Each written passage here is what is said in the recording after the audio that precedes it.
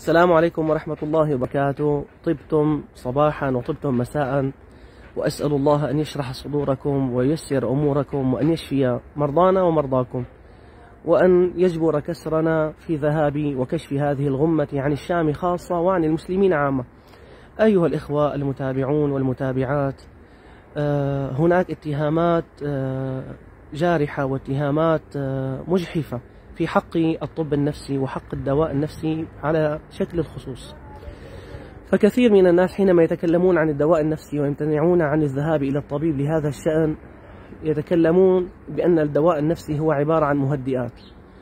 لا أبدا، الدواء النفسي ليس مهدئات، وإنما هذه من الخرافات التي طالت علينا استحكاما في دماغنا وفي عقولنا، وللأسف تعرض من خلالها الكثير من شبابنا وبناتنا في هذه الأيام إلى التعاطي وإلى المخدرات.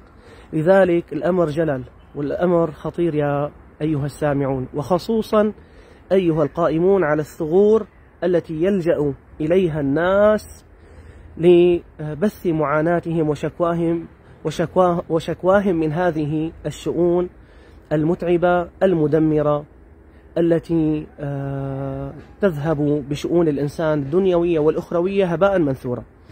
إذن الدواء النفسي هو دواء معالج وليس مهدئ.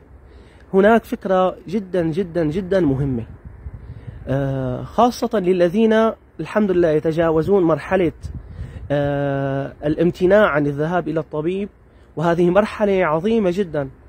الآن أكثر ما يتعبنا هي إقناع المريض وأهله بأن حالة هذا المريض هي حالة نفسية عضوية وجدانية أساسها النواقل العصبية، لها أسباب كذا كذا كذا، والعبادة التي نتعبد الله بها في هذه الأحوال هي الأخذ بالأسباب والتوكل على الله من حيث هو الشافي وهو المعافي. طيب، هلا بالنسبة للدواء النفسي أيها الإخوة الكرام، الدواء النفسي تطور تطورا عجيبا، تطورا مذهلا، استفاد منه الغرب وتغلبوا على تلك الأمراض وارتقوا بصناعتهم وارتقوا وازدهروا بجميع الشؤون التكنولوجية والزراعية والتجارية والفضائية وما إلى ذلك. الدواء النفسي معالج وليس مهدئ، وإنما هناك عندنا كلمات أرجو أن تسمعوها بشكل مدقق. الدواء النفسي سبحان الله من شأنه أن لا يستقر في الدم إلا بعد أسبوعين أو 3 أسابيع.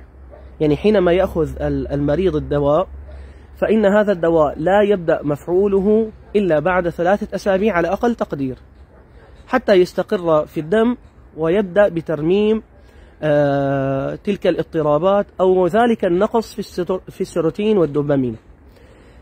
نحن متعودون سبحان الله كبلاد شرقية أن نأخذ دواء مثل البنادول ونشعر بالراحة مجرد أن نأخذه، ساعة ساعتين يجب أن نرتاح. فلذلك المريض النفسي يكون في حالة شدة قوية حينما يأتي إلى الطبيب.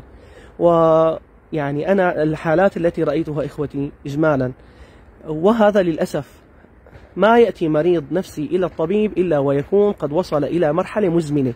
لذلك أنا أتكلم دائما عن الحالات المرضية التي شأنها أن تتداوى بداية بالعلاج الدوائي، ثم هناك شؤون أخرى ذكرتها آنفا وسأذكرها لاحقا. نعود إلى هذا الافتراء على الأدوية النفسية. لذلك المريض حينما يأتي إلى الطبيب يكون في حالة نوبات هلع، في حالة شدة قوية، في حالة أنه وصل إلى الخيار الأخير، مع أنه يجب أن يكون الخيار الأول الذهاب إلى الطبيب. لكن الحمد لله على كل حال، نسأل الله أن يرفع عنا هذه الجهالات التي دمرت شبابنا ودمرت أهلنا ودمرت حياتنا، ولا زلنا لا نبالي بهذه الشؤون. إلى متى لا أعلم. أسأل الله أن يخرجنا من ظلمات الجهل والوهم إلى نور المعرفة والفهم، فديننا دين المعرفة ودين العقل ودين العلم. فلا يصل المريض إلى الطبيب إلا في حالة شديدة جدا. لذلك الطبيب هنا يضطر إلى إدخال شيء ليس من المهدئات، اسمها في الغرب مطمئنات. لاحظوا التعبير، لوحده يكفي بتغيير يعني التكيف مع هذه الكلمة. مطمئنات صغرى. هذه المطمئنات الصغرى نعمة كبيرة من الله عز وجل جدا جدا جدا، يعني تستحق الشكر فقط إذا أخذت مع العلاج المناسب ضمن توجيه طبيب مختص مشهود له بالرحمانية، مشهود له بالفهم. وجدنا حالات كثيرة ذهبت عنده والحمد لله استفادت وانتفعت، هذا الأمر بين قوسين. فيضطر الطبيب ليخفف من عناء المريض ويجعله يصبر على الدواء حتى يؤتي مفعوله، فيضطر ليعطيه شيء من المطمئنات الصغرى التي يسمونها الناس جهلا مهدئات. فيعطيه هذه المطمئنات الصغرى أو الكبرى حتى ترتاح نفسه ويطمئن فؤاده ويهدأ من هذه الشدة التي لربما كادت أن توصله للانتحار والله. ثم حينما يبدأ الدواء مفعوله، المعالج الذي هو الآن تطور تطورا لربما صارت آثاره الجانبية أقل من البنادول، وأنا مسؤول عن هذا الكلام. فحينما يبدأ الدواء النفسي المعالج بتسوية الحالة، يبدأ الطبيب المناسب بسحب تلك المطمئنات ويبقى المريض على ذلك الدواء المعالج. طيب يبقى كم يبقى من الفترة؟ لا أخفيكم سرا أيها الإخوة الكرام، الحالات أغلبها عندنا أعود وأقول هي حالات مزمنة. كيف يعني حالات مزمنة؟ يعني صارت هذه المادة بعد أن صبر ذلك المريض سنة وسنتين وثلاثة وأربعة وعانى فصارت الحالة اسمها مزمنة، أي لم يعد ينفع لها إلا الدواء ليرمم تلك الاضطرابات بالنواقل العصبية وليعيد تلك المادة الناقصة التي هي السيروتونين أو الدوبامين، يعيدها إلى مستواها الذي يعيد المزاج والحياة للإنسان. فلذلك ممكن الدواء يأخذ سنة، سنتين، ثلاثة، ليس هناك أي مانع أيها الإخوة الكرام. مثل تماما الأخ الذي يأخذ دواء السكر لا يبالي أبدا إن طلبوا منه أن يأخذه طول العمر، أو دواء الضغط أو دواء القلب أو ما إلى ذلك. فلماذا نحن حصرا بالدواء النفسي نمتعض من هذا الشأن؟ والحمد لله كنت أسمع عن سيدي عبد الرزاق الحلبي الشيخ العارف بالله رضي الله عنه وأرضاه، كان يقول مقولة جميلة حينما ينزل به مرض، يقول الحمد لله 3 مرات. فيسأله أحبابه رضي الله عنهم جميعا: يا شيخنا الحمد لله لماذا 3 مرات؟ فيقول: وهذا الفهم هو فهم أهل الله عن الله وعن رسول الله. يقول: الحمد لله الأولى أن الله خلق الدواء، والحمد لله الثانية أن الدواء متوفر، والحمد لله الثالثة أن الله أعطانا وهيأ لنا ثمن الدواء. فانظروا كيف كانوا يتفاعلون مع الدواء ويأخذونه وهم يشعرون أن الله راض عنهم لأنهم يأخذون بالأسباب. نهاية هذا المقطع أعول على أمر: لماذا الآن الشباب تلجأ إلى المخدرات وإلى التعاطي وإلى المهدئات التي تؤخذ بكميات كبيرة؟ لأنهم لم يهيئ لهم من يخبرهم بهذه الشؤون قبل أن يدخلوا بهذه المرحلة الخطيرة.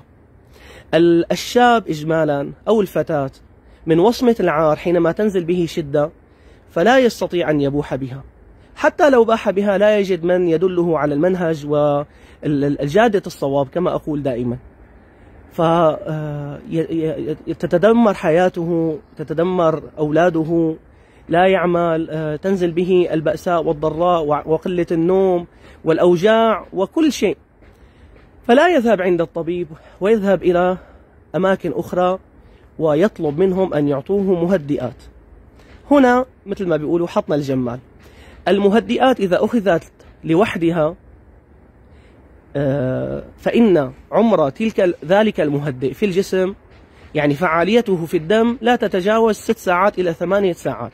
ذلك المهدئ إذا أخذ لوحده دون استشارة الطبيب. أصلا لا يوجد أي طبيب يعطي مهدئ لنفسه يعني لوحده، كما قلنا يعطيه فقط في المرحلة الأولى حتى يستقر الدواء المعالج في الدم. فذلك الشاب وتلك الفتاة وذلك الكبير والصغير، وقد بلينا بهذا الأمر بشكل كبير الآن لقلة وعينا بالصحة النفسية، فيذهب ويأخذ هذا الدواء المهدئ. فهذا الدواء المهدئ كما قلنا يستمر مفعوله ل6 ساعات. حينما ينتهي مفعوله يعود إلى نفس الحالة، فيأتي ليأخذ حبة من ذلك المهدئ، وإذ به لا يشعر بالاستفادة فيأخذ حبتان، ثم 3، ثم 4، ثم 5، ثم يصل إلى مرحلة الإدمان. فهذا هو الإدمان المدمر الذي وصل إليه ذلك الشخص الذي نسأل الله له العافية، الذي لا نحمله فوق طاقته، فلربما نزلت به نوازل وشدائد لا يعلمها إلا الله، ولم يلجأ إلى الطب النفسي حتى وصل إلى هذه الحالة. فأنا الآن أشاهد حالات من الناس يأخذون في اليوم الواحد ما لا يقل عن 30 إلى 40 حبة مهدئ.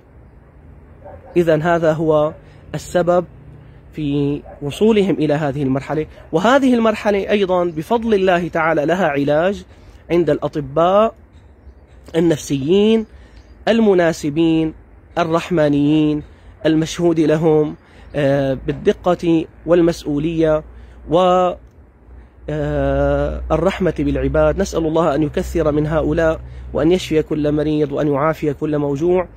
أرسلوا لي أسئلتكم، وإن شاء الله سيكون هناك فيديوهات تباعا. والله إنها أغلى من كل شيء، فالحياة النفسية وأولادنا الذين في البلد وخارج البلد المغتربون أيضا يعني يتضوعون من تلك الأوجاع ويلجؤون إلى تلك الأمور، لا حول ولا قوة إلا بالله، بسبب جهالتنا بالصحة النفسية وبالطب النفسي الذي لا زلنا نقاوم أن نلجأ إلى كل شيء إلا إلى هذا الأمر الذي ما هو إلا علم علمه الله الإنسان، وهو الذي قال: ويخلق ما لا تعلمون، وما أنزل الله من داء إلا وأنزل له دواء. وصلى الله على الحبيب محمد، نبع الهدى ونبع الخير، وإمام أهل الحق، وحبيبنا وحبيب الأرواح، وعلى آله وصحبه وسلم، والحمد لله رب العالمين.